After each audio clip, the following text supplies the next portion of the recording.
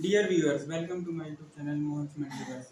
आज मैं आपको जो लास्ट वीडियो था उसके आगे का आज मैं बताने जा रहा हूँ। लास्ट वीडियो में हमने सीखा था किस तरह से हम नॉन फाइनाइट्स बनाते हैं। नॉन फाइनाइट्स हमने पढ़ा था।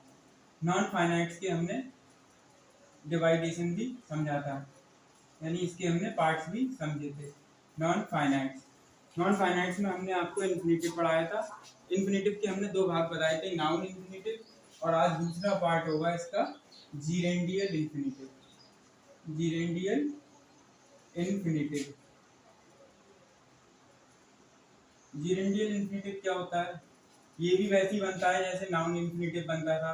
नाउन इन्फिनेटिव बनता था टू प्लस वर्ब की फर्स्ट फॉर्म से। जीरेंडियल इन्फिनेटिव भी बनता है टू प्लस वर्ब की फर्स्ट फॉर्म से। इसमें भी यही आएगा, लेकिन इसकी पहचान क्या है, ये अलग कैसे है नाउन इन्फिनेटिव से। यह जो होता है जीरेंडियल इन्फिनेटिव होता है, यह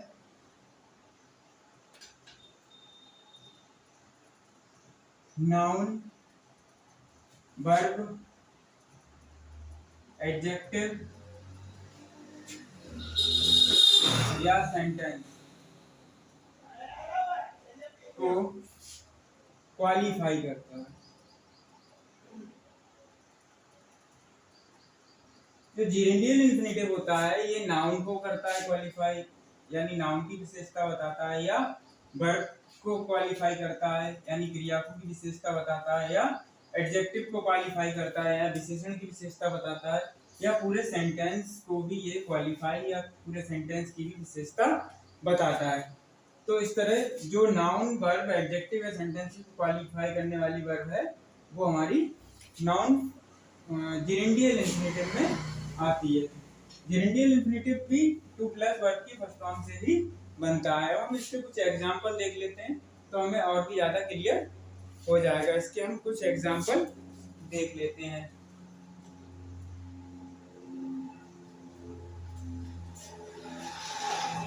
एग्जांपल देख लेते हैं। He has no money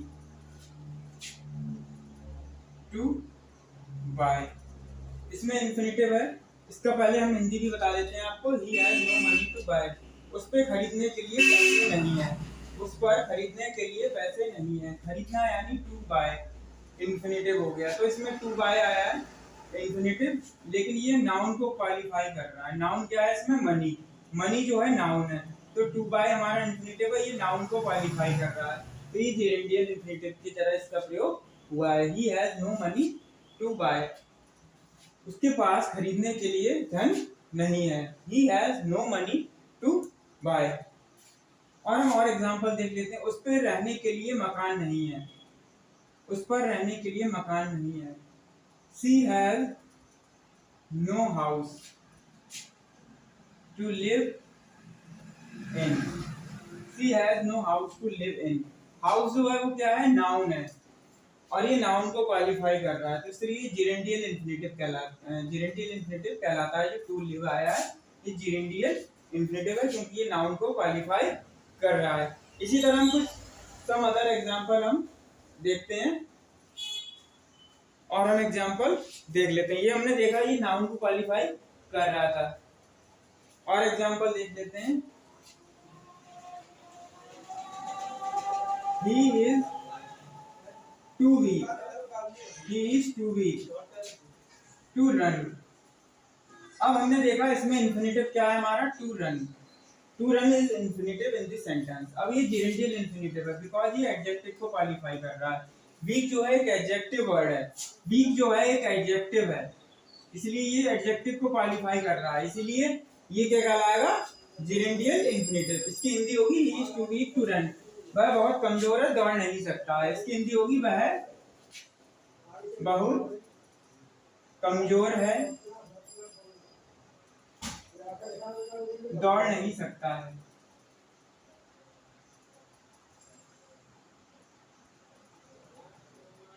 वह बहुत कमजोर है, दौड़ नहीं सकता है। He is too weak to run। इसमें नहीं का सेंस आता है। He is too weak to run। इस तरह से हमने ये देखा। और एग्जांपल देख लेते हैं। इसी तरह हम और एग्जांपल देख लेते हैं। यह सवाल हल करना मुश्किल है, यह सवाल हल करना मुश्किल है, इट इज डिफिकल्ट। यह सवाल हल करना मुश्किल है, it is difficult to solve this sum. It is difficult to solve this sum. It is difficult to solve this सम।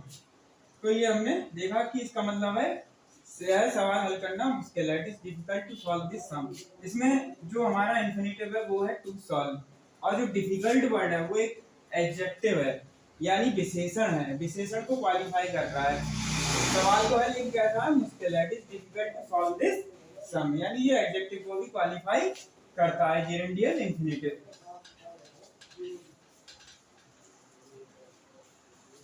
और हम इसके अदर एग्जांपल वॉच करते हैं।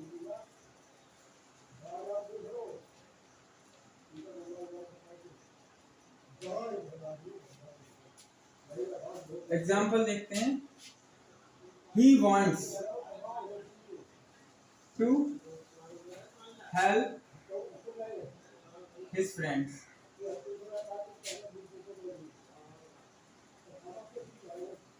He wants to help his friends. वह अपने मित्र की मदद करना चाहता है।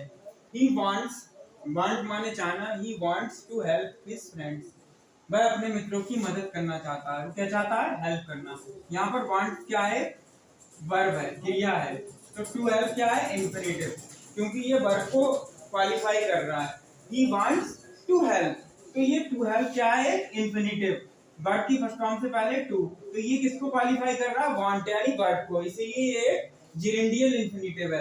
He wants to help his friends.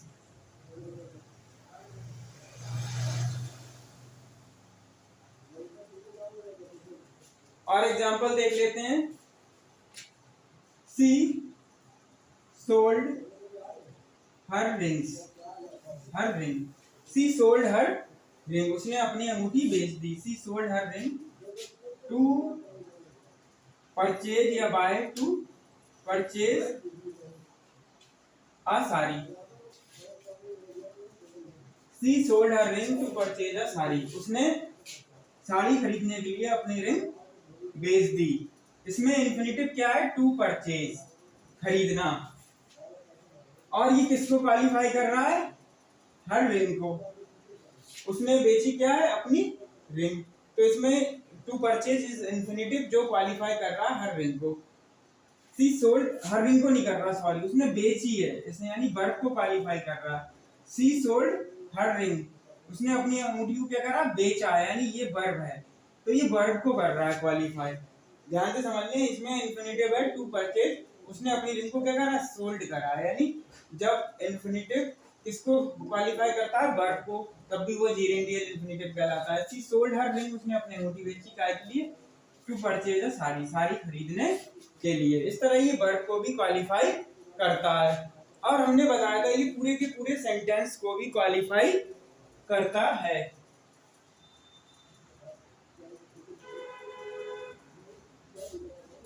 और एग्जांपल देख लेते हैं। To be honest, he is not going to help her. To be honest, he is not going to help her. इसमें इंफिनिटिव क्या है? To help her. वह मदद करने नहीं, वह उसकी मदद करने नहीं जा रहा है। टू बी ऑनेस्ट, इसका मतलब सच कहूं तो, टू बी ऑनेस्ट सच कहूं तो, he is not going to help her, वह उसकी मदद करने नहीं जा रहा है या उसकी मदद करने वाला नहीं है। सच कहूं तो वह उसकी मदद करने वाला नहीं है, इसकी हिंदी होगी सच कहूं तो वह उसकी मदद करने वाला नहीं है। तो टू हेल्प यानी मदद करना, ये एक इंफिनिटिव है।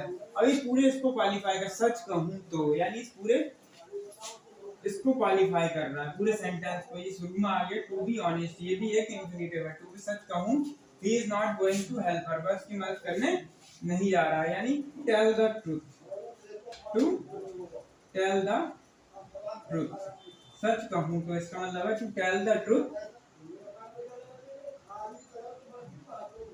I have quite forgot my promise.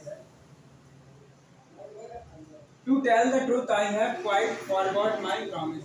सच कहूँ तो मैं अपना वायदा भूल गया हूँ। यानी इसमें इन्फिनिटिव क्या है? I have quite forgot. I have quite forgot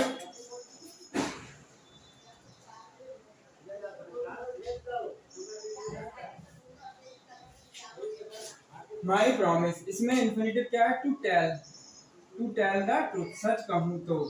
ये पूरा क्वालिफाई हो रहा है इसके द्वारा, पूरे sentence. I have quite forgot my promise. और ऊपर वाले में टू बी ऑनेस्ट, सच कहूँ तो, ये इन्फिनिटिव था। इसमें टू टेल द ट्रूथ, ये पूरे सेंटेंस को क्वालिफाई कर रहा है। यानी इन्फिनिटिव हमारा पूरे सेंटेंस को क्वालिफाई कर रहा है। इस तरह हमने देखा कि जिरेंडियल इन्फिनिटिव जो होता है नाउन, वर्ब, एडजेक्टिव और पूरे के पूरे सेंटेंस को भी क्वालिफाई करता है। इस तरह हमने नाउन इन्फिनिटिव देखा था और आज हमने जिरेंडियल इन्फिनिटिव समझा है। आई होप समझ में आ गया होगा। अगर अच्छा लगा तो please like my channel and subscribe अगर अभी तक नहीं किया है। Thanks for watching.